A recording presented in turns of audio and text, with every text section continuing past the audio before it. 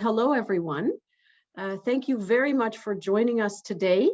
My name is Natalie Bernasconi, and I'm the Executive Director of IISD Europe. And we are very pleased to be hosting this event together with the University of Geneva. We'd particularly like to thank Professor Makan Moise Mbeng and the Faculty of Law for our excellent collaboration on this knowledge series on trade and sustainability issues. Our aim with this webinar series is to provide a space for a dialogue on the complex interactions between the trade regime and sustainable development goals. We hope to contribute to shaping tomorrow's trade governance system in a way that delivers on sustainable development of tomorrow. Today's webinar will focus on the important issue of gender in trade policy. Gender equality is critical to achieving sustainable development. For any development effort to be sustainable and effective, it must consider the needs of all people, including those who don't typically have a voice in decision-making. With that in mind, IISD actively works with governments and other actors to ensure consideration of gender issues in legal and policy frameworks. Gender inequalities intersect with other forms of discrimination and require systemic change that enables people of all genders to realize their rights. IISD recognizes that the term gender can encompass a variety of identities. However, in this work, we have limited the consideration of gender differences to differences between women and men. Part of the debate about trade and sustainable development lies in how to ensure trade liberalization is inclusive. This involves creating equal opportunities for women and ensuring that they are not adversely impacted by trade or trade-related policies. Recent years have seen a growing willingness to mainstream concerns about trade's gendered impacts into trade agreements. As these mainstreaming efforts gather momentum, it is useful to take stock of the ways that existing provisions on gender and trade help achieve gender equality. Based on this knowledge and experience, we can develop the most effective provisions going forward. IISD is in process of conducting research on these issues, and a report will be published in the next weeks. We will share the report to all who have registered to this event. We also have produced a blog on this, which gives you a flavor of some of the issues that will be covered in the longer report. But now, let's look at some of the questions that we will be discussing in today's webinar. What do we know about the impacts of trade and trade-related rules on women? How do we ensure that what we know about these impacts is translated into policy? And then, how do we translate the policy into practice? How will we measure whether the gender provisions in trade agreements have met gender equality perspectives? These are some of the main questions we will discuss today. And we will begin this event with a short presentation by Carolyn Dahman. Carolyn is the author of the gender study I just mentioned, and also wrote the blog on the same topic, which you can find in the chat. Carolyn is one of the top experts on trade, human rights, and sustainable development. I have known her as a leading thinker and also a friend for many years, and I am thrilled to have Carolyn as an associate with IISD. Over the past years, Carolyn increasingly got engaged with the question of gender and trade, working as an independent consultant and also as a course tutor for UNCTAD's online courses on trade and gender. We are also very fortunate to have with us today 3 leading experts in this field to share their views on gender and trade. First, Georgina Wainwright Kemdi-Rim. She is a special advisor at Global Affairs Canada, where her portfolio includes gender-based analysis plus, trade and gender, and trade and Indigenous rights. Prior to this role, Georgina acted as a senior policy advisor for sustainable development and corporate social responsibility policy at Industry Canada, and served as Canada's federal government's national focal point for sustainable consumption and production. Welcome, Georgina. And also our second speaker, James Harrison. He is a professor in the School of Law at the University of Warwick. He teaches and researches on international economic law and the transnational regulation of corporate activity. His particular interest is in the broader social and environmental impact of economic laws and regulations. I invite you to look at his recent book, which we have put in the chat, in which James investigates real-world impacts of 3 EU trade agreements on workers in EU trade partners. And then we have the pleasure of welcoming Ignazia Simonetti. She is an independent researcher and consultant with broad experience in women's empowerment and gender and trade policy design. She has worked in a range of organizations, including government, international organizations, academia, and nonprofits. She previously served as the head of the gender department at Chile's Undersecretary of International and Economic Relations, where she led the negotiations for Chile's trade and gender chapters with the European Union, with EFTA countries and Paraguay, among just some others. She also was responsible for the design and approval of APEC's La Serena Roadmap for Women and Inclusive Growth, and she's currently serving as a board member at Women Across Frontiers. So that is an overview of the 4 great speakers we have today. But before we move on, I'd like to just invite you to join and to fill out a poll. And Sophia, I can, maybe you're ready to pull up the poll for our participants. There we go. So here it's really just about the to see if you had to guess, would you say that the amount of knowledge that we have on the impacts of trade and trade policies on women is, and you can just choose what you think is right. Is it enough to give us a complete picture? Enough complete on the whole, but with some gaps? Is it considerable in a few limited areas, leaving significant gaps? Is it sparse or is it non-existent?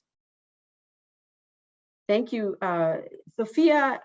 I'm assuming that some people have started filling this out, and as soon as we have a nice number, we can move to the next question. Yep, we have about 80% voted. So if you like, I can already display these results on the screen, and then we'll do the next question. Very good. Okay, I'm curious to see what people are guessing. Okay, so right in the middle, people think that mostly 56% think that the knowledge available on the impacts of trade and trade policies on women is considerable in a few limited areas, leaving significant gaps. So more to do, but still some knowledge available. Okay, great. How about the next question, Sophia? And I think it's the last one. I think we only have one more, right? Yes. So here the question is, again, we're not expecting you to know, but guessing. If you had to guess, in what areas would you say that we know the most about the impacts of trade and trade rules on women?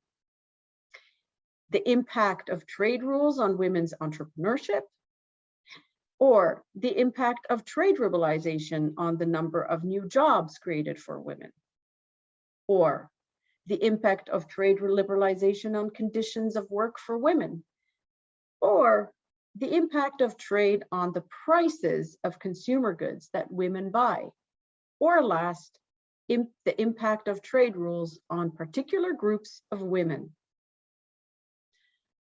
So again, of course, we haven't conducted these studies individually, and we're participating in this webinar with some knowledge, some with more, some with less, but we're curious to know what you guess would be the type of impact we know most about. So Natalie, we have about 77% who have voted, so we can give Very it nice. another couple of seconds and then I can share.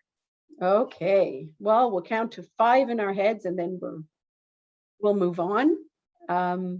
Because again, this is just to get ourselves thinking about these impacts. And again, this is very interesting. So it's really the impact of trade liberalization on the number of new jobs created for women that it seems to be the area where we think we have the most impact, and that we know most about also. Great.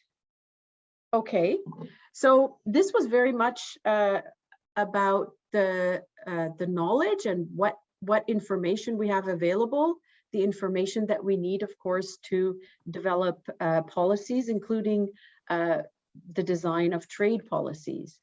And now I thank you for contributing to this poll and participating actively. Thank you very much. And I'll now turn to Carolyn Dahman, who will present some of the main points out of her research that I mentioned earlier on. And as I mentioned, you can find some elements of that research in the blog that was just published and available in the chat. And we will be sending the report to all of you in the coming weeks. And now we'll get a live presentation from Carolyn on some of the main points arising from our research, and then we'll turn to our distinguished speakers who have a lot of experience in this area. So thank you very much, Carolyn. The floor is yours. Thanks a lot, and thanks to IISD for putting this webinar together, and thanks to everybody for your participation. I'm really looking forward to the discussion. So I hope I won't take too much time with the presentation of the paper. Sort of in terms of the storytelling, what I wanted to say is that for this paper, we really started with the question of mainstreaming gender into trade policy. We thought it was going to be a sort of a bog standard paper on that topic. But as I sort of moved forward into the exploration of the different issues, various other questions arose, which I hope we can reflect on together today. I just wanted to take a moment to recall that by mainstreaming gender in trade policy, we mean that due consideration is given to gender inequalities and implications at the outset and at every stage of the trade policy process. So that is at the stage of generating evidence to inform decisions on trade policy, the stages of designing policies, including the negotiation and adoption of new trade agreements, the stage of implementing trade policies, and then subsequent monitoring of the impacts of trade or trade-related rules. And very much we have in mind that gender equality is the goal and the gender mainstreaming is a strategy towards that goal. I think it's probably clear to everybody here, but it's worth remembering that. So as Natalie mentioned, our starting point is that we wanted to take stock about what these gender provisions and other gender-related initiatives were doing. We had a slight hunch that these were focusing primarily on helping those women who are trade ready, in a sense. And we wanted to look into the information available and the provisions to check whether indeed the mainstreaming efforts were focusing more on helping those women who are already more privileged and less on the impacts of trade on women who may be more vulnerable and have less voice. And as I said, the process of researching the paper opened up these other unexpected questions, and it's these questions that we'd like to reflect on. So I'd like to focus on two of these now. The first is, what do we know about the impacts of trade and trade rules on women? That's the first poll question. And secondly, how and does this knowledge get translated into policy? Another question which we might come to in the discussion is, how do we measure whether gender provisions in trade agreements are doing what they want them to do? Anyway, before touching on the first two questions I mentioned, I want to emphasize that I, like my colleagues in IISD and many others, we recognize that there have been huge strides forward in this area. And in a very short period of time, countries like Canada and Chile, as well as others and international organizations, have really stuck their necks out to put this issue squarely on the agenda. And so now we're having a level of debate that would have been really hard to imagine even a few years ago. So even though you may hear me express views that are slightly critical, please bear in mind that it is from a perspective that the glass is half full rather than half empty. And also from the perspective that this exercise of mainstreaming gender into trade policy and practice is a process, and sort of in that we're still at relatively early days of that. So it's in the spirit of moving forwards in this ongoing, very dynamic process that we're here today to contribute, we hope, to the discussion of how to do things even better going forward. So the first question is, what do we know about the impact in trade and trade rules on women? So I was intrigued when I started this paper, I was intrigued by the emphasis on ex-ante impact assessments, because I was familiar with some of the literature on the impacts of trade on women, and I knew there was a huge amount out there. However, of course, when we look at the question in more detail, you realize that most of the knowledge we have is on women as workers, some on women as entrepreneurs, but really the focus is on workers, the number of jobs created, the women's wages, do they increase, do they go down with trade liberalization, and on gender wage gaps. On other areas, we know much less. We have some knowledge about women's access to public services following trade liberalization, some on the quality of work in global value chains, and some little bits on impact of tariff reductions, for instance, on goods consumed by women. So this is still patchy, and I think it would be definitely fruitful to know more about the differential impacts in these areas, not only for gender equality, of course, but also to ensure that trade does what it is supposed to do, that is to improve welfare. And so related to that, I have been surprised to learn how little ongoing monitoring there is of trade agreements. And this is of trade agreements in general, not just the gender impacts. And so, you know, we do lack a lot of knowledge of how specific trade provisions have played out on the ground. And this matters because when we're negotiating new provisions, you know, from a negotiating perspective, I mean, if I were a negotiator or if I were somebody, you know, with public interest or gender equality at heart, I'd want to know, well, how has this type of provision played out in the past? And therefore, you know, what can I assume might happen from an inclusion of a specific provision of the same type in a new agreement? And we do see, I mean, we all know that we see a lot of quite predictable, really, claims about how a type of provision will impact such and such group. I mean, typically, you know, if we think about services, trade liberalization, you get the, you know, public interest groups, public services groups saying, oh no, this is going to be a disaster. You know, maybe some of the industry say, oh no, on the contrary, this can, you know, this can be wonderful.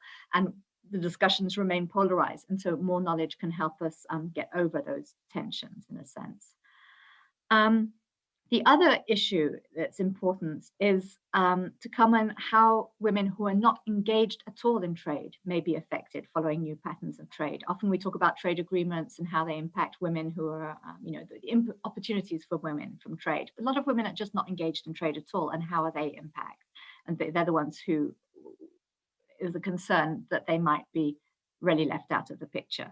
And so, you know, if I could have a wish list, that's where I'd want more focused research going forward, not only to get away from these polarized predictions about the impacts of trade, but also so as to help craft as adequate trade rules as possible. And I really hope that, I mean, I know there are participants in the room, in this virtual room, who've worked on these issues and who've thought about them, who've thought about these issues, and perhaps can give pointers about where we can look for this knowledge and how we might go forward, and whether it would be a worthwhile research agenda.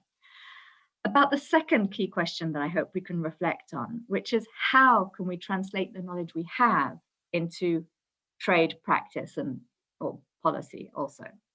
And the thinking about this to a large extent was prompted by a conversation with a colleague working on trade and gender in the UN. And I'd written a review of different ex-ante impact assessment methodologies, including human rights based methodologies, EU sustainability impact assessments, the gender and trade toolbox, GBA+. And the conclusion of that was that there isn't much reflection, perhaps with the exception of GBA+, but there's not much reflection of these in the ensuing policies. And this colleague commented, she said, but this is so sad, you know, all that effort, but is it all for nothing? And so that really pushed me, because I'm convinced it is useful. So it really pushed me to look into this question in more detail. Is there some way that the debate is moving forward, even if those findings of some of the impact assessments aren't directly being taken up immediately in trade policy making? You know, what can we think about this going forward, about these exercises and making the link with the trade policy making process? And I know there's a whole body of academic thinking about the use of evidence in policy making, and you know, that impact assessments, so the whole theory of impact assessments reflects an information provision model, which assumes that automatically better information leads to better decisions. We know that it's complex. We know that there are political blocks as well as other reasons, but we still wanted to sort of think a bit more carefully about this question and what might we envisage and what has been the experience so far in terms of bringing knowledge that is available to those who craft trade rules in such a way that it can be acted on. And I'm wondering, I'm very impatient to hear Georgina Wainwright-Kemderim's comments, because I'm wondering, is the GBA+ model that Canada uses actually the perfect model, and it integrates into its very process the translating of knowledge into practice? But I also have to say, and this is my last point and a bigger question, I'm also wondering, is this the right question or the only right question? Instead of asking whether gender should be mainstreamed into trade, shouldn't we rather be asking whether trade should be mainstreamed into multilateral mechanisms for protecting women's rights, in a sense, coming from the experience, the lived experience of women, and seeing what is helping and what is hindering them achieve equality with men and economic empowerment? Okay, so I think that that's a very good transition to our speakers, Carolyn. So thank you very much for that. I think we're going to start with a conversation about the knowledge question that you raised, and you know, to discuss what we already know about the impacts of trade policy on women and what we still need to learn in order to move towards gender equality.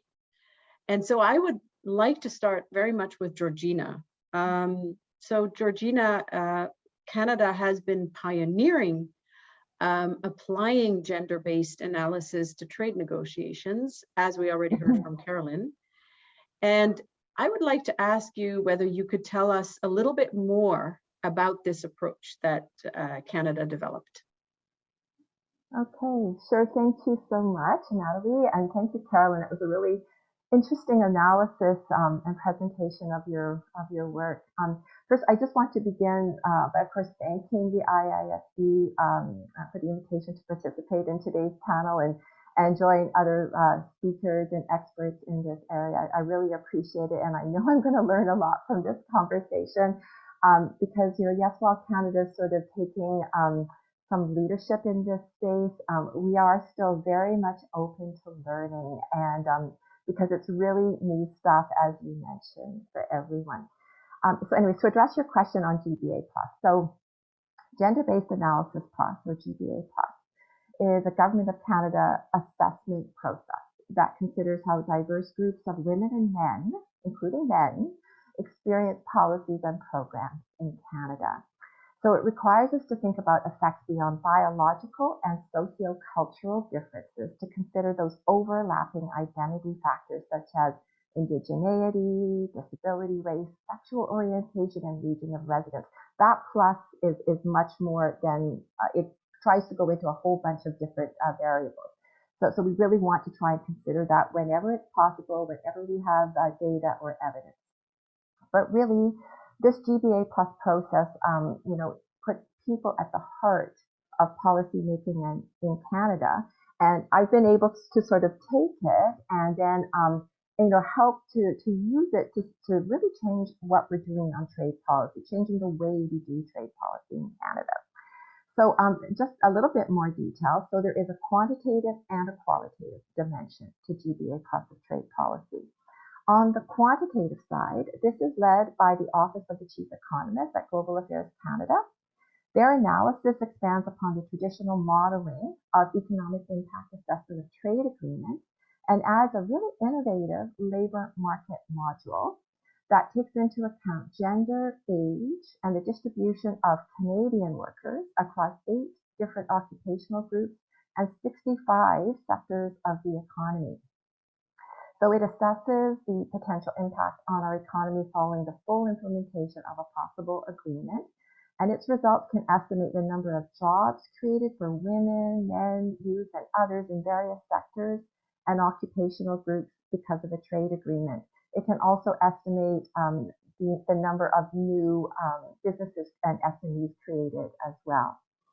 And now on the qualitative side of the GBA plus analysis, that is conducted by the lead negotiators of each trade agreement chapter. And they conduct this comprehensive analysis on an ongoing basis during negotiations. Of course, they take into account as well the work of the Chief Economist's Office, this economic and quantitative analysis as well.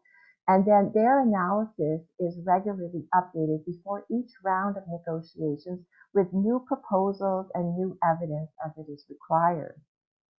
So our lead negotiators are required to consider multiple elements in their gender analysis of their chapter, including effects that are direct and indirect, positive and negative, intended and unintended. They also have to consider the effects the provisions may have on diverse groups of men and women in their roles as workers, business owners, and consumers, and in what sectors or sectors or industries in which they operate. Then they are to consider how to address these findings in trade policy terms if possible. For example, can they develop a new gender responsive provision, or do they need to modify language of an existing provision to ensure that women benefit or negative effects are not exacerbated, or to ensure that job losses that may hit a certain group are not very hard, or they can be avoided. So the findings of this GBA process does inform the strategy that negotiators implement in real time at the negotiating table. When GBA Plus is conducted on a final agreement, which we are doing as well, we ask that lead negotiators assess their chapters for the effects on diverse people in Canada and what domestic policies or programs need to be developed or redesigned to address risks or enhance opportunities. They also consider how their findings could be addressed in committee work under each chapter. So really today, I would say this has been a valuable exercise for Canada's trade negotiators, but we're still learning, as I said. Okay. Thanks, Georgina. That was really complete and so interesting, I think, for many others who are considering really applying and implementing gender policies and approaches to trade negotiations.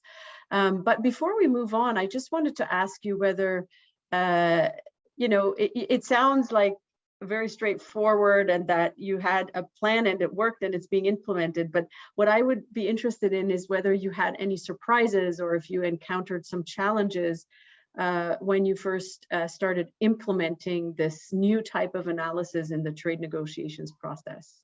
Mm-hmm. Yes, for sure we did. There definitely were challenges as we rolled this out.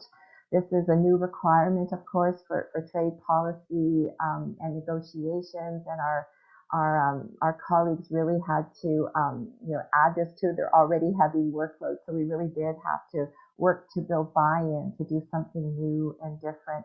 We had to overcome resistance, to doing things differently. We had to show how applying GBA Plus to trade policy would add value to our work. It would build support for trade, it would help deliver on inclusive trade, and it would help counter anti-globalization sentiment. Conducting GBA Plus would also align with our broader government objectives, including our feminist foreign policy and ensuring that our trade policy more clearly supports domestic, economic, social, and environmental policy priorities. So we brought all these arguments forward, and really to make it, our work really aligned with departmental and government-wide work. One challenge I noticed quite early on was that conducting GBA Plus really requires challenging long-held beliefs and assumptions, including the view that trade is gender neutral. We've all heard about that. Or that gender is a social issue and has no relevance in an economic or trade context. I heard this a lot. So how did we address those challenges and overcoming these assumptions and finding the data and evidence to conduct GBA Plus? Well, of course, we started, as I said, by making the arguments that I told you about, but we also provided training, coaching, including one-on-one or by division or by trade chapter. We also made Canada's general online GBA Plus training course mandatory for everyone in trade negotiations. Almost 2 years ago now, we have over a 75% completion rate now. But we also had to provide customized in-person training for GBA Plus of trade policy, and we developed specialized case studies as well. We built a new trade and GBA Plus wiki site with a wide range of resources, including data and research. I'll be adding this IISD work to that as well, of course. We have a very extensive data bank, which is really built mostly on work from our National Statistical Agency, Statistics Canada, or StatCan. And we also bring in other data and research from other reputable organizations. StatCan has a really new and innovative gender and diversity data center and related online portal, which we really mine quite extensively for important gender disaggregated data so we can conduct our GBA Plus. I have been able to give what I call them hub tours of this data portal so everybody knows how to get the data they're looking for. And of course, we do support qualitative analysis as well. We do a lot of, I would say, very frequent and strategic stakeholder consultations before, during, and after trade negotiations. And all of this feeds into our GBA Plus. I mean, of course, we were hearing, well, how do I know what, women in an urban center versus an Indigenous woman in the North? How do I know what they think about this stuff? So we try to make this information available. We have established 3 new formal consultation mechanisms, one for the Indigenous Working Group, the Gender and Trade Advisor Group, and we also have a gender-based analysis committee as well. And so these bring in, national organizations in all these different areas. But what I think is particularly unique is the GBA committee I referenced. The members of this committee are mostly academics and experts with expertise in trade policy or gender analysis, and they have all signed non-disclosure agreements. So we can share with them confidential documents, and they can serve as a sounding board for us on whether we are doing a good job or not on GBA Plus and trade policy. So we ask them questions like, are we missing something important, or are there ways to improve our work? And what evidence or data do we need to do a better job, and where can it be found? So, we're trying to bring in all these different ways of knowing and different knowledge and evidence to support our GBA Plus. It really has been a challenge. It's still a challenge. As I said, we have lots to learn still. So I think it's really important that we keep an open mind, that we commit to continuous improvement, and just get beyond the assumptions I mentioned, that basically the way we've always done trade policy is just fine. I always like to say GBA is a disruptor and a policy innovation tool, and that's the value, I think, of it. Thank you. Well, that was fascinating, Georgina. It also shows that it's not as easy as you might expect, right, especially as you're trying out something new in a way that hasn't been tried over the years, not only in your government, but in other governments as well, and in trade agreements. So it's quite new, and you have to kind of put aside old habits and knowledge and be open to something new.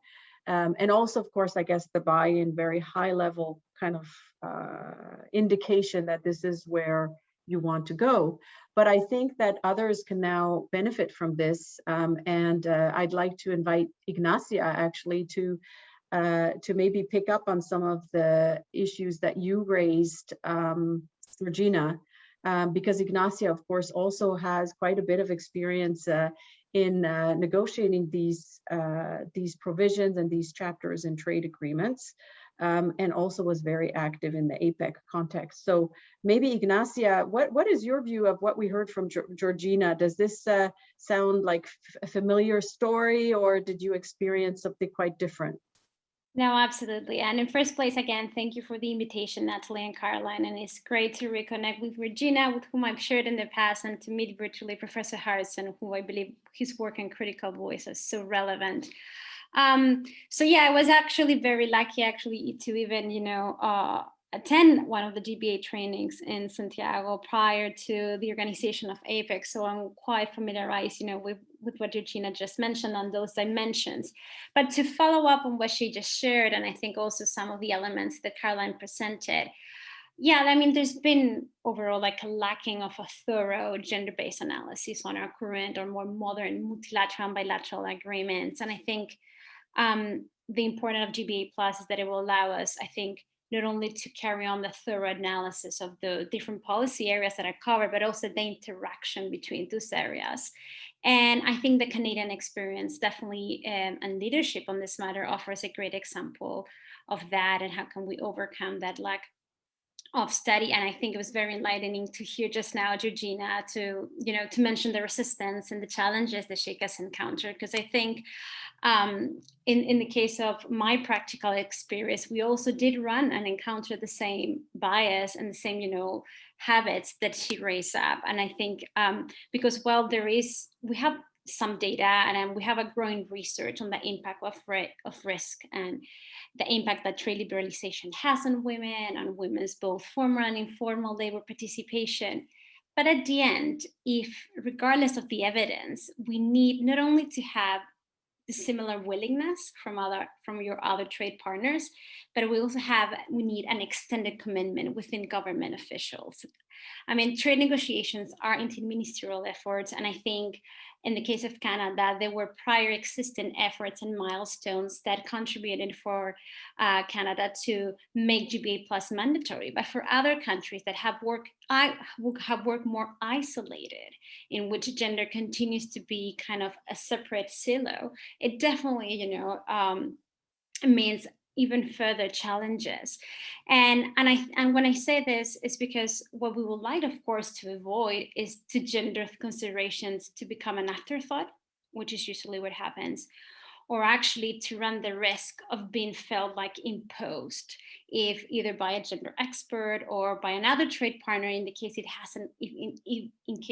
hasn't been prioritized equally. And I think this is very true, I think, for any other gender mainstreaming efforts in policy context. I mean, the more the responsibility is shared among government agencies, the less it will be felt as a compliance mechanism. And I think that's kind of the true value that Georgina kind of raised within the experience of GBA Plus, regardless that there's still, time, to get that running. But whether to place negotiations under maybe an overarching framework that accounts for the differentiated impact on women and other excluded groups, or whether the solution comes through other mechanisms such as toolbox, so independent auditing, or even technical training, I don't think we would have right now which one is better. I think it's always country specific.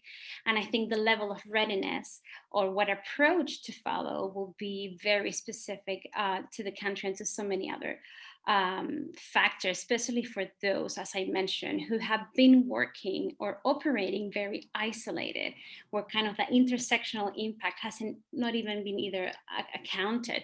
So just to wrap up, I would say my previous experience, even when we were met with willingness at the other side of the negotiation table, there was still a lack of understanding of how a commitment as complex and multidimensional as gender equality had the ability to be translated in a trade instrument.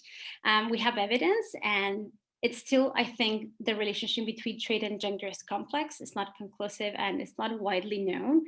So that also contributed sometimes for these efforts to even be perceived as conflict, in with other priorities. And I think that's mainly due to the lack of data. So for those countries in which, as I mentioned, have been working a little bit more isolated, what have proven to be successful is that even before kind of what to share on the radar screen, what have proven to be more successful is to leverage early on the negotiations on partnerships across a wide range of agencies and ministries to resist this idea of working at separated silos and coordinated early.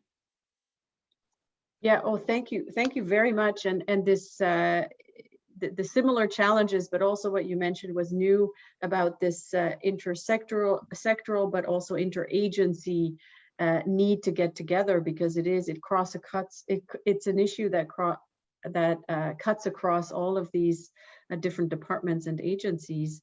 Well, thanks for sharing that personal experience as well, and mentioning again, you know, sometimes the lack of data, because there are some preconceptions about things, and then the data isn't really gathered where it should be.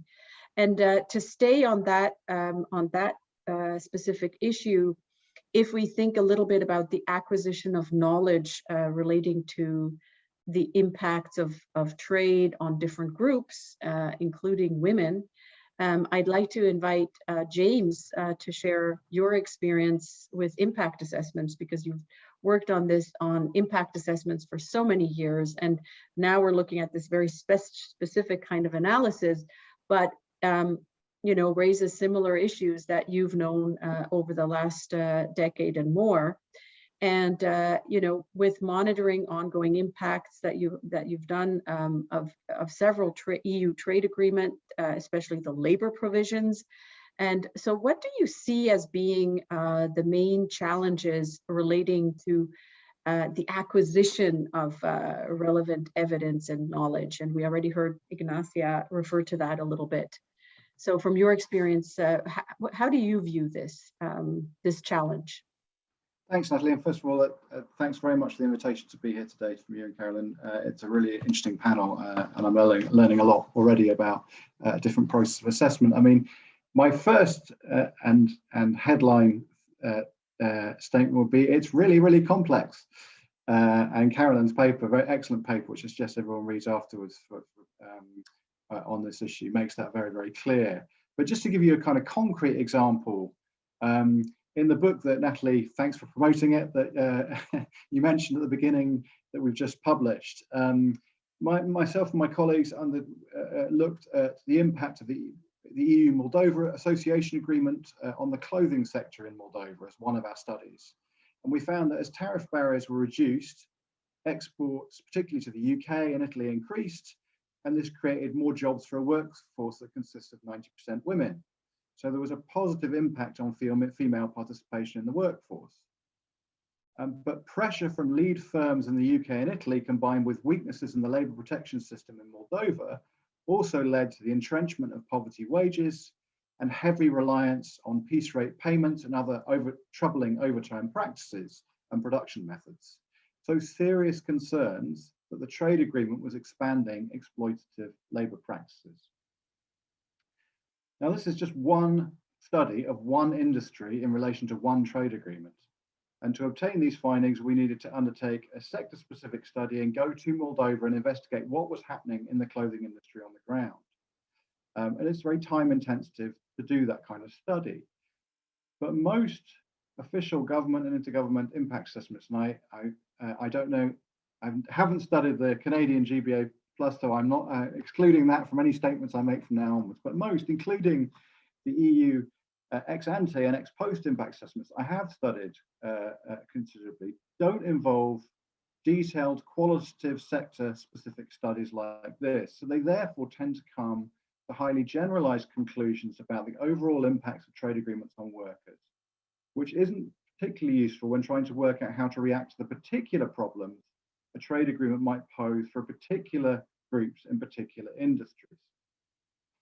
And our study was relatively simple. We were only looking at formal women workers, and we weren't trying to assess the impacts of the agreement on women in their role as carers, users of public services, or informal workers. And Carolyn's study talks a lot about the complexity of looking at that.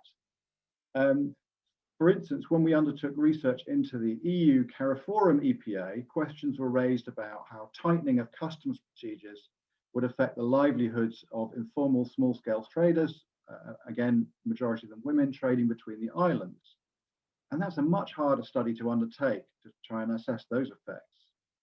So I would say, certainly when it comes to EU sustainability impact assessments and many other forms of assessment, we fundamentally need to rethink methods of assessment and put more time and resources into the social aspects of the assessment process, including the assessment of the impact on women, if they are to be valuable exercises that are going to lead to the creation of knowledge, which is going to allow us to change and amend trade policies to really make a difference to women's lives. Thank you very much for giving us such a specific example in a specific sector. And maybe we can come back to that a little bit later, especially because Georgina did say that they did take a sectoral approach and covered specifically quite a big number of sectors. But before we can come back to that in the discussion. But let's assume, so you're saying that some of the knowledge, still has to be investigated, and sometimes it's too high level. But let's assume that we have good knowledge. And if we have, once we have it, then how should it inform and influence trade policy, do you think? How can we make that link? Yeah, I mean, I think, again, I point out that there's another problem here, really, traditionally, in terms of impact assessment process. And I pick on the EU again, because that's the impact assessment process that's been, I think, been studied the most, and where there have been the most long-term efforts to do kind of social and environmental impact assessment processes. And I think there's generally been a lack of confidence that these processes actually affect and influence trade policy. So in relation to both the EU-Vietnam and EU-Mercosur trade agreements, the EU Ombudsman has come to a finding of maladministration as a result of a failure to complete impact assessments before concluding trade negotiations, right? So they're not even finished before the trade negotiations are finished. So obviously that's going to erode confidence in those impact assessments affecting trade policy. But even when impact assessment processes are completed, there are widespread concerns that impact assessments don't influence negotiating processes. So in its responses to SIAs produced by consultants, the European Commission generally focuses on positive impacts of the agreements, and it also often identifies that its key responsibility is to negotiate trade and sustainable development chapters that monitor the impacts of the agreements and create forums for dialogue. But these already exist as a standard part of EU trade agreements. So the question then becomes, what is happening to address the impacts that are found? Some of the action needed for that is quite radical. So if you think about the example I gave you, the Moldova example, the kind of things we'd be looking to address those problems would be to impose obligations through the trade agreement directly on lead firms in the clothing industry to ensure that women's rights are protected, right? To do the kind of supply chain due diligence that's, I think, becoming more and more talked about. So to start to increase confidence in impact assessment processes, I'd argue governments need to show how findings in relation to potentially negative impacts have affected the negotiating process or the reviews of the impacts of concluded trade agreements that happen in those ex post assessments. So I think, moving from describing a process, which obviously in the early days is what you can do, but to saying this process achieved these kind of results and led to us changing our trade policy in these ways. And I think that's the way that we will convince people that these impact assessment processes are meaningful and they are actually significantly changing trade policy. I say I'm showing skepticism about the EU trade policy process making. At the moment, I'm involved in the UK ones, and so the UK ones are far worse, I should say. We don't even, in the UK at the moment, we don't even assess social and environmental impacts at all. We only assess economic ones. So while I'm being critical of the EU process, I think it's because they've tried to do things at a high level and they've tried to assess these social and environmental impacts. As Caroline said, it's glass half empty, glass half full thing. But in order to do it in a way that I think gives confidence, and these kind of further steps are necessary. Yeah, thank you. Yeah, so it's interesting what you mentioned here. This link is sometimes, I guess there's sometimes just a rush to get negotiations closed and to build on some momentum. So if you have an impact assessment, it doesn't necessarily speed up the process. And I think there's a worry sometimes about that, that you won't be able to conclude, and then you just think, well, we'll deal with it later. And so that's obviously defeats the purpose of this ex ante analysis. Well, let's hope that the UK is still in process of developing sort of modern approaches and is still open to and maybe we can send them your book. But moving from sort of the ex ante analysis that we discussed, can we have a bit of time to maybe move on to the ex post monitoring? And I'd like to go back to Georgina. And Carolyn noted that there is not so much ex post knowledge as one might expect about differential impacts of trade on women, or of trade related rules on women. And regarding this ex post monitoring, what scope do you think there is within the cooperation processes set up under the various several of Canada's trade agreements? For example, post monitoring of gendered impacts. Are there particular aspects that we need to look at with respect to ex post effects of trade agreements? Okay, thank you, Natalie. I will address that question in just a moment. I just wanted to go back, though, if I could, to something James was talking about there.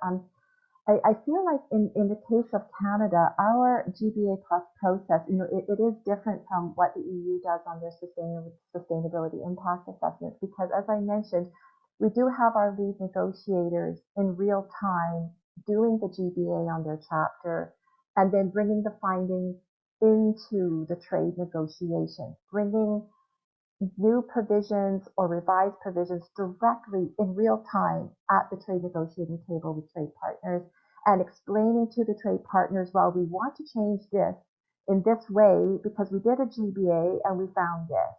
And, we are explaining this to our trade partners. Now, I have to say that, we have really only had this ex ante process with Mercosur.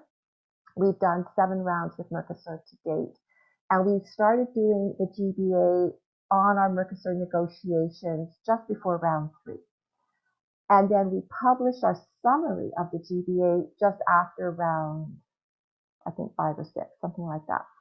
So, and we published the summary to get stakeholder feedback so we could continue to integrate it into GBA and our negotiations. So, this process that I've described, we've only really applied it once to our Mercosur negotiations, but we're going to start applying it to upcoming negotiations we're about to start in the next few months. So, I see that it is adding value. And I think the difference here is that people who are leading chapters, who know their chapters well, are doing the analysis and they're negotiating it and they're bringing it to the table. So I think that is why ours is a little bit different and might actually, realize some real value added, hopefully going forward. But in terms of your question, in terms of cooperation and the point about ex post analysis, I think, as you did say, Canada's trade agreements have a lot of bilateral committees established under them, under the various chapters. And this does allow for a variety of functions to occur in that context, including ex post monitoring. Mm-hmm. So I do expect that this ex post monitoring in time will include monitoring of gender impacts of trade agreements once they're finalized, and the various chapters as we conduct GBA on these chapters and mainstream gender and inclusive provisions across our trade agreements. In the case of our model trade and gender chapter, the committee is also to review the full agreement and all committee work for effects on gender and opportunities to advance gender considerations in the trade agreement and the work under the trade agreement and apply gender-based analysis as well. It's interesting, just recently in recognition of this role and the importance of bringing a gender lens to ex post monitoring of our trade agreements with the EU, Canada's trade minister and her EU counterpart stressed the importance of bringing that gender lens across the full spectrum of activities under our agreement with the EU, and they directed officials working in our specialized committees to bring that gender lens to their work and to reflect this in their public reporting. So this will start hopefully like right away, and maybe we'll see something in about a year. Our regular consultations with stakeholders also serve that ex post monitoring function, I think, and I expect that over time our new Gender and Trade Advisory Group and our Gender-Based Analysis Committee will increasingly perform this role as well. But that said, I think there could be other innovative approaches we could consider with respect to trade and gender chapters and provisions. You know, for example, I'm aware that our labor and environment chapters, you know, do have a provision that allows for public submissions on issues. So, you know, maybe we could consider that in our trade and gender chapter as well.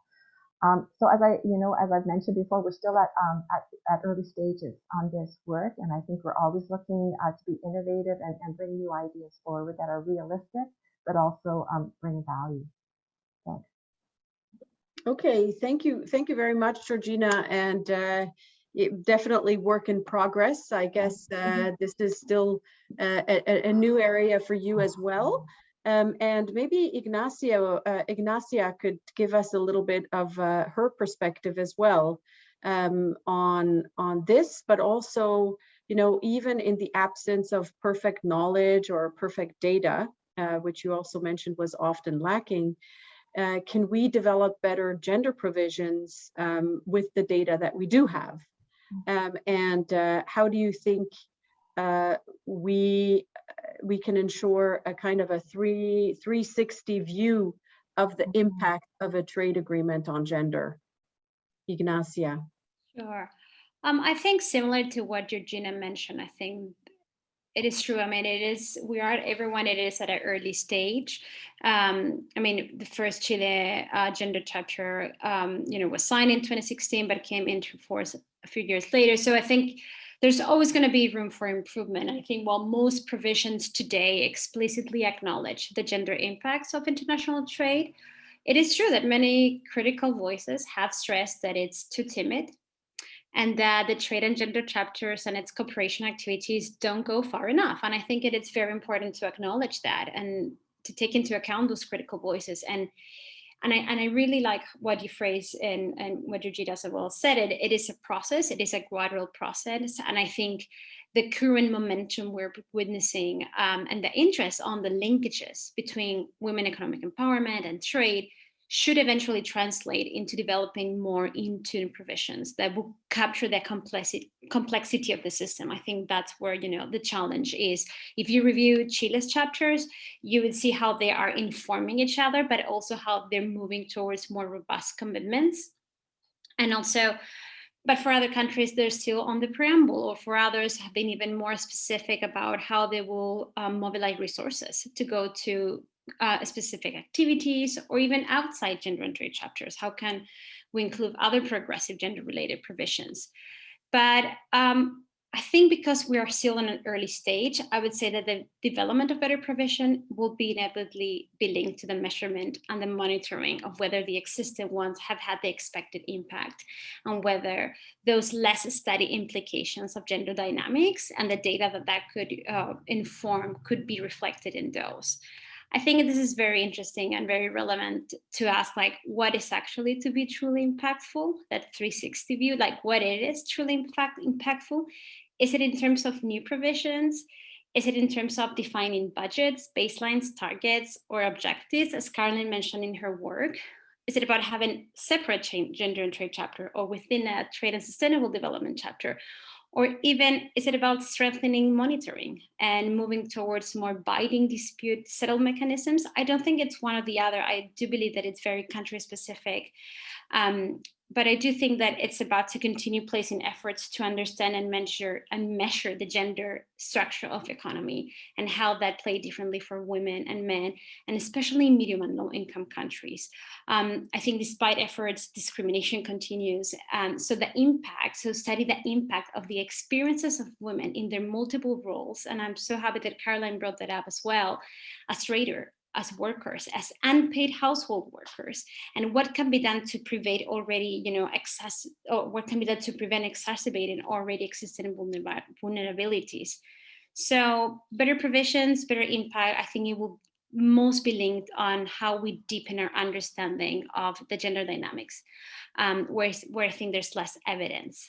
It could be linked to standards. It could be linked to non-tariff measures, trade logistics, intellectual property rules, so many other topics, and how those issues have either impacting positively or actually undermining women's agency, their upward mobility, and especially those who are like in more precarious conditions.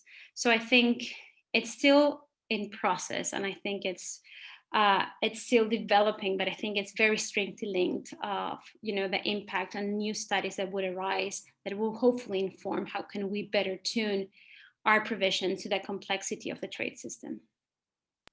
Yeah, thanks very, very much, Ignacia, for that. I think it's interesting with the cooperation chapters that you and Georgina mentioned, and how they could be used, right, to strengthen that the monitoring from in different ways. I think we can still do a lot of work on that. But I guess one of the things, and I think you already alluded to, all of you already alluded to this a little bit, because our time is advancing and I want to leave a little bit of time for questions. I just wanted to, think about measuring success. If, integrating gender into trade agreements, as we heard, is very much a process, a journey, and we haven't reached the final station. But if we project ourselves to 10 years from now, how will we know if the trade agreements gender provisions today have had the gender equality impact that we hope to achieve? So how would you measure success? And maybe I'll start with James and then go to Georgina and then back to Ignacia. And then just to do this, in 2 minutes, 2.5 minutes, just how do you measure success? And if you think we were reuniting 10 years from now and saying, okay, we were talking about that at the beginning of this new sort of enthusiasm to deal with gender and trade. And we've implemented some of these provisions in trade agreements. Let's assume yes. How would we say, okay, we've been successful or not? How do we measure that? So maybe James. Thanks, Natalie. Yeah, it's a tough question, that one. I mean, and maybe I'd pick up again on Georgina's point, which I think was a very good one about, the Canadian process being different, and therefore, those, the way in which those impact assessments are then being utilized by negotiators looks different from the model I was talking about. And so I think it is an iterative process in which new things develop, and then you're testing them out, and then that sounds like an exciting development, and we'll have to see how it unfolds. One of the problems we have is that a lot of these trade policy making processes are confidential, right? And so, in order to convince, we started this discussion by saying we need to convince people about the benefits of globalized trade, and that's one of the kind of agendas you're trying to address when doing these kind of gender measures. And I think that we have to move beyond talking just about processes in order to give people confidence. So we can describe a good process, and we can show how it's different from the previous one, and that's important. And at this stage, this is not a criticism of the Canadian model at all, because it's very new. But at a certain stage, where I have to start talking about results, and there is a tension there where we have a confidential process in which we have trade partners and confidentiality, and how. So my question, I suppose, to the other speakers, how do we start talking about results, which I think is going to be fundamental? How has trade policy changed? And it's also a challenge for us academics, I think, as well. So the study that I've talked about today, I think was very different from what a lot of studies on trade policy have done in the past. So still a lot of academic study looks at trade provisions and describes what's there on the page and says how it's different from previous ones and leaves it at that.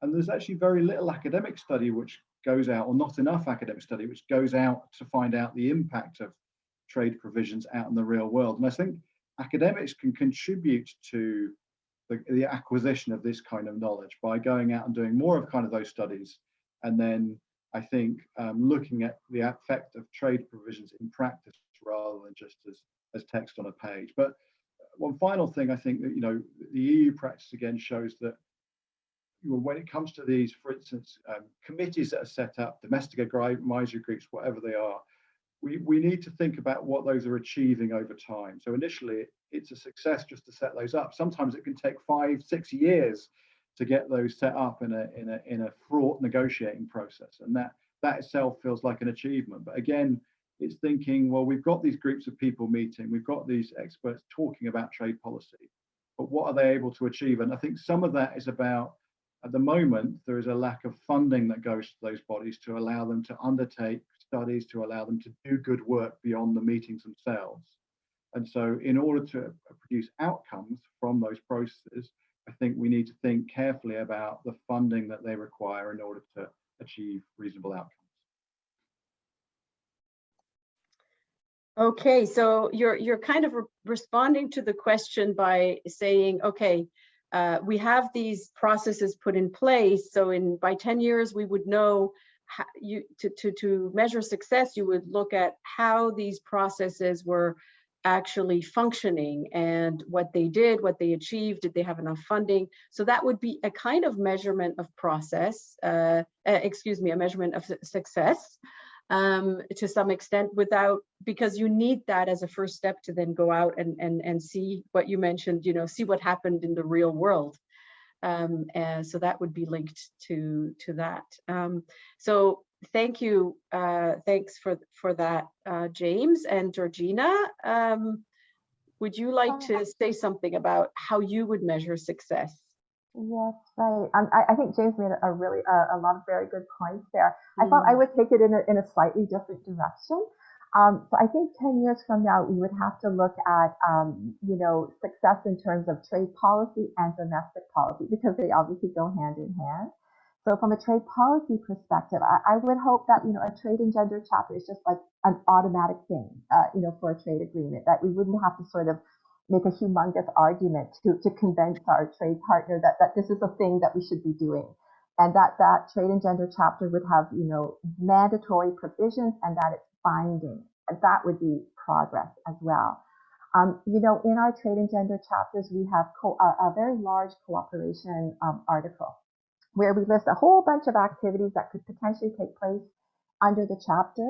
And, you know, a lot of those activities identify, you know, the gaps, the challenges, the barriers that women face. So, you know, there's piles and piles. So we have piles and piles of cooperation activities. I would love to see that article really reduced, because all those barriers have been addressed, like potentially, right? I think another one would be that the gender responsive provisions that we're, you know, integrating, mainstreaming across the trade agreement, you know, is again just standard, and they're making a difference. From a domestic point of view, you know, 10 years from now, I would hope that our trade and gender chapter and our trade agreements are really supporting a march to the top for women rather than a race to the bottom. I would hope that our trade agreements are really serving to be transformative when it comes to gender equality and women's economic empowerment, and really help to achieve sustainable development goals.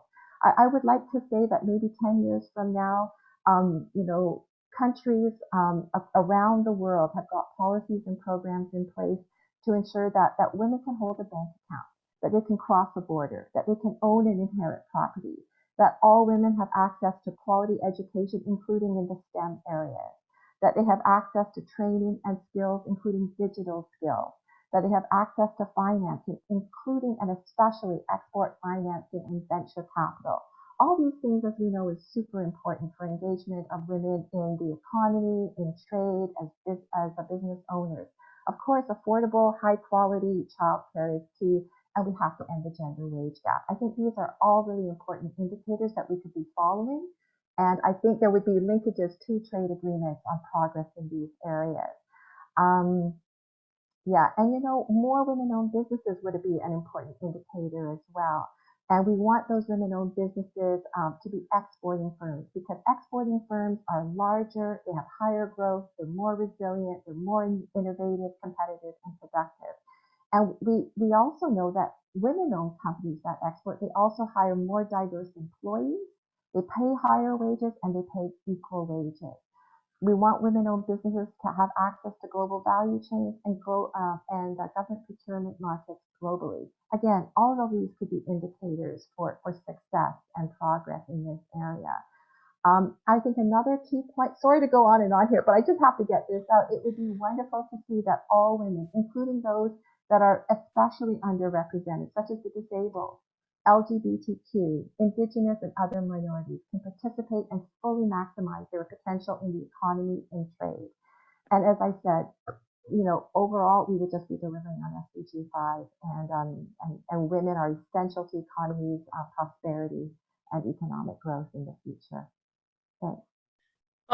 Thanks for that, and to look at the trade policy, but also the domestic policy there, and also I guess you complement what James said. You would need his group of academics going out into the real world to look what is happening, to see whether all women are seeing the advantage of this new agreement, and whether they're having childcare, and are they exporting, and so forth.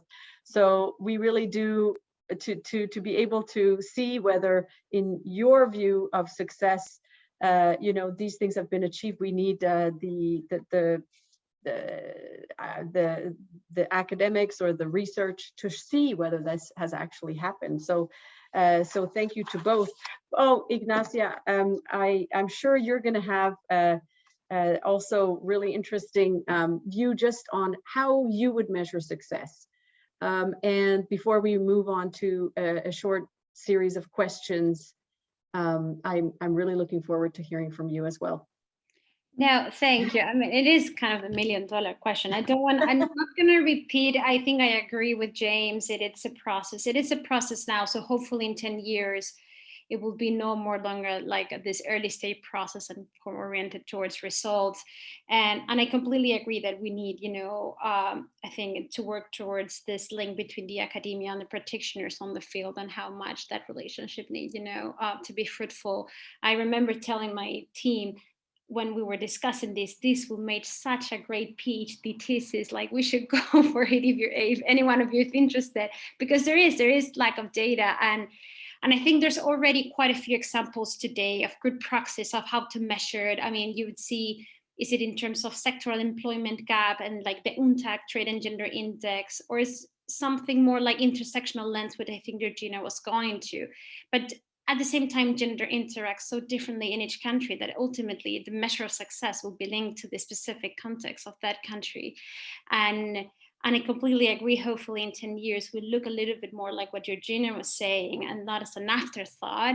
And hopefully countries will rely less on the number of women-owned companies that are exported abroad in terms of using that statistic, which I see often, but it's a blurry photo because it's not capture all the complex dynamics. I mean, it is useful data kind of to raise awareness on the issue in terms of pushing forward for change.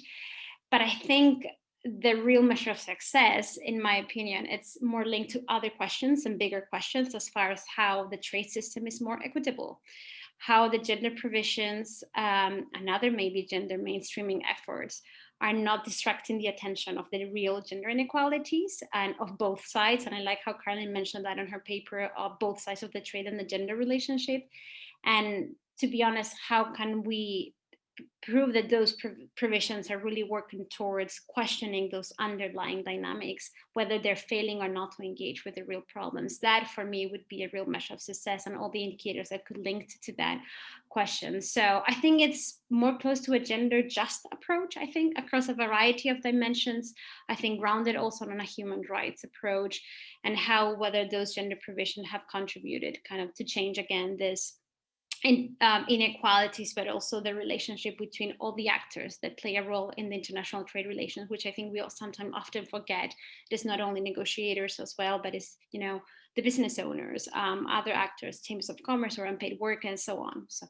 So yeah, I mean, hopefully we could have the real answer to the $1 million question, but I think there is already a few interesting praxis, but I think hopefully it moves towards more about the discussion of how the trade system could be responding to be the trade system more equitable in general.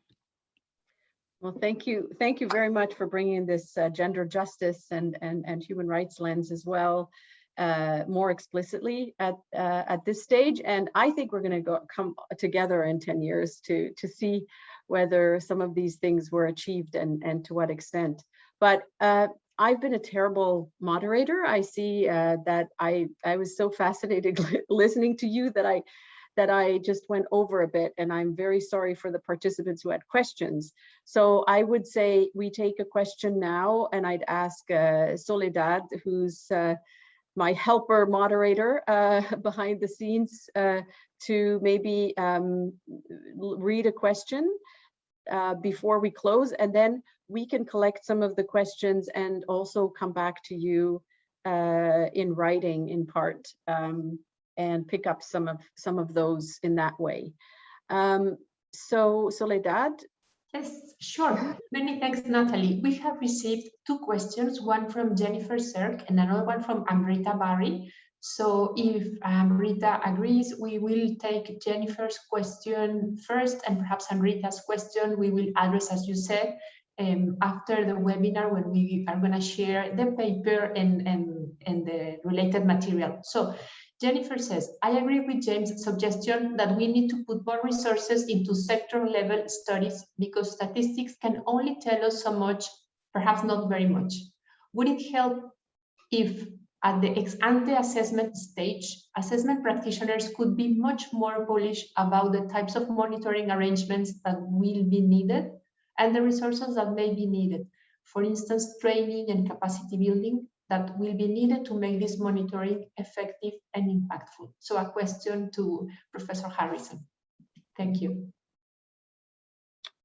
Thank you, Soledad. And James, did you want to take that real quick before we actually start moving to the closure? And I think it's a nice question to end with before we go into the conclusion. Yeah, I can just agree with it. So Jennifer's absolutely right. Yeah, you know, resources are a problem, and if you're someone like me who you know is seen as a human rights or labor expert in relation to these kind of studies, I might get called in by a bigger team of people and asked to do the human rightsy bit. And often the resources that I would be given to do that would be a desk and some pre-generated quantitative data that I've then got to put an overlying human rights analysis to, or gender analysis to, and that's not very satisfactory, right? What we need is resources that are put towards making this kind of analysis central to the way in which trade policy is studied, and that's a paradigm shift.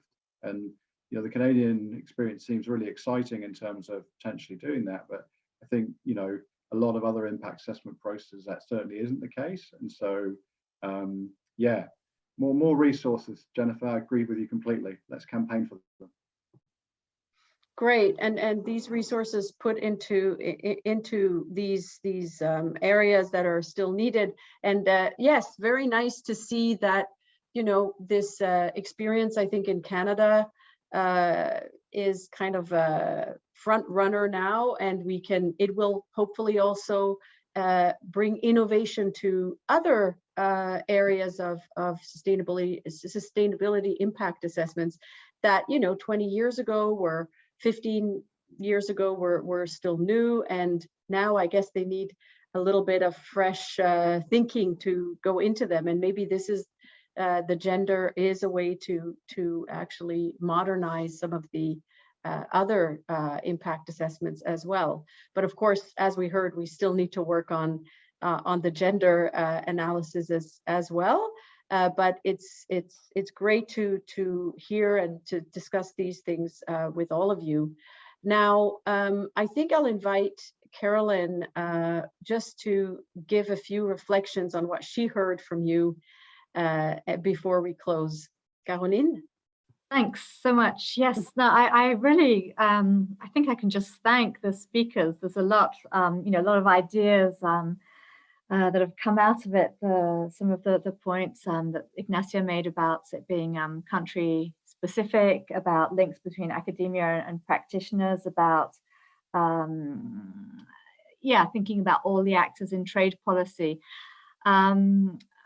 I would find it difficult to sort of make one or two points, but I think all this has really helped, you know, put in the pot of moving forwards. Natalie, you've suggested a 10-year reunion. Perhaps we can have a reunion beyond before then to see, to take stock and see what next steps might be. But certainly, I mean, this has been really interesting to me. And I've also seen the other questions about an Article 20 type exception, and so yeah, those also are going to give useful food for thought. So thanks a lot for everybody's input. Well, thank you, Carolyn. And as I mentioned earlier, we will be sharing the longer report with all of you who registered. But before closing all the way, Carolyn had the idea. She already mentioned what she thinks, but she was wanting to hear from the speakers whether they think, you know, is the glass half full or is the glass half empty? And we heard from Carolyn, she thinks the glass is optimist side, the glass is half full. And how about our other speakers, whom I also want to thank at the same time? So Ignacia. Yeah, I mean, I don't want to be overly optimistic, but I do think that the glass, yes, is half full. I think there have been modest steps, but I think they're in the direction of becoming important milestones in time. And I think we have the appearance of gender-related provisions in the 80s, 90s, then we moved to the gender and trade chapters, and now, you know, up to, you know, the recent WTO Empower Women, Empower Trade initiative, you know, oriented for, you know, to assist the least developed countries. But I said if we want us to remain half full, I think there is a need, like a collaborative need of work within the trade community and, you know, practitioners and academia to keep this momentum going. And I think it won't look very optimistic if it's not followed by rigorous evaluation, you know, new research, evidence-based monitoring practices, or even, you know, robusting the gender trade committees. I think there's a lot to be done in order to keep it still, you know, half full. But I still think that a lot of progress has been done, and hopefully in time it would prove to be right. Great, thank you, Ignacia. Georgina, what is your view? Oh yes, I'm an optimist too. I certainly believe the glass is half full, and you know, I think we have to just note that we've come a long way. You know, in 5 years, you know, with Chile's first trade and gender chapter with Uruguay, and then the year later with Canada, and even the Buenos Aires Declaration also in 2017. So, you know, I would say that this is really not a niche issue anymore. I think it's almost going mainstream, and so many think tanks and international organizations have done a lot of important research in this area. Of course, the IISD and the WTO and World Bank and OECD and others. So I think this is really important. I think there is growing acceptance of our chapter and mainstreaming and the importance of doing gender impact analysis of trade agreements. But at the same time, there's still lots to do. And I think in this Olympic year, we have to go further and faster on gender. And we can't wait, you know, 20 years for this to become like a binding standard practice chapter, like we had to with the environment and labor chapters, which started off 25 years ago. So I do think, you know, there's a lot of potential here, and we just have to keep going, and we can't rest on our laurels. And I think we can take advantage of what the pandemic has uncovered. You know, women have been most affected by the pandemic on so many levels. And, you know, let's just take this and run with it. Thanks. Thanks, Georgina. And James, you have the last word. Yeah, so I won't be thoroughly pessimistic because that would be bad. But, no, I mean, I think, you know, and my, you know, expertise has been primarily looking at social, labor, human rights provisions in trade agreements, which have a longer history. And I think there is a word of caution from there, that we had this agenda that was very much driven by activist concerns around the dangers of trade agreements, and then a response which was to put these provisions in. And then probably and increasing skepticism over the years by many of those activists of trade unions that I now talk to about the efficacy of these provisions. Are they having effect in practice? And we only have to look at the EU-Mercosur agreement and the negotiations of that, and the controversy around the Trade Sustainable Development Chapter and its effect, to think there are real dangers there that if we can't show these effects, then 10 years down the line, we'll be back to square one. I suppose I agree with Georgina's, don't rest on your laurels, kind of, the provisions exist, but the next stage is the most important one, which is demonstrate they're actually having an effect on the problems as we know they are. And only then, I think, can we say, we'll hopefully move to 3/4 full if we can do that, and that really will be an achievement. Thank you, James, for those last words. So moving beyond half full to 3/4 and full. So thank you very much for that, and thank you all of the speakers, or thanks to all the speakers for this really lively discussion. We will stay in touch, and thank you for the participants for joining. Very sorry I had to cut that Q&A a little bit short, but we will do follow-up events and have some discussions. So thank you very much, and have a wonderful rest of day for everyone, wherever you are. Bye-bye.